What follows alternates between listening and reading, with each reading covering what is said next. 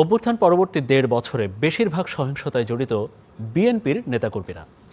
এরপরই রয়েছে আওয়ামী লীগ ও জামাত ইসলামী।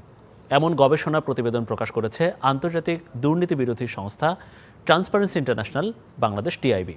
প্রতিবেদনে বলা হয়েছে, ধর্মভিত্তিক রাজনীতির প্রভাবে সাংস্কৃতিক বৈচিত্র্য ও নারীর অংশগ্রহণ এখন হুমকির মুখে পড়েছে।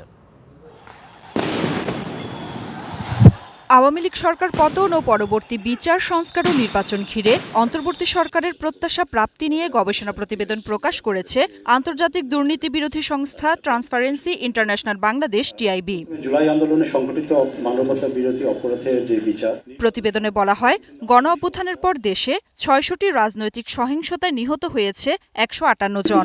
এসব সহিংসতায় ৯১% বিএনপি, ২০% আওয়ামী লীগ এবং ৭% জামায়াতের নেতাকর্মীদের সংশ্লিষ্টতা রয়েছে। আর তাই আগামী নির্বাচনেও সহিংসতার আশঙ্কা করছে টিআইবি।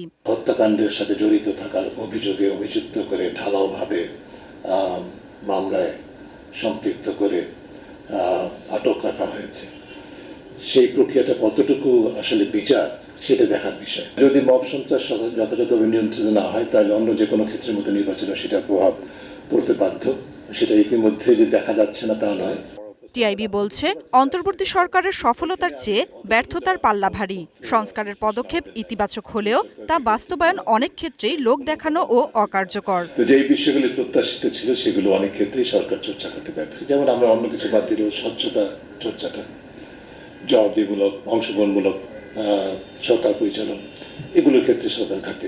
গণ অভ্যুত্থানের অন্তত ১৮৯ জন সাংবাদিককে চাকরিচ্যুত করা হয়েছে দাবি করে টিআইবি বলছে, বর্তমানে গণমাধ্যমের নিরাপত্তা আরও ঝুঁকির মুখে পড়েছে।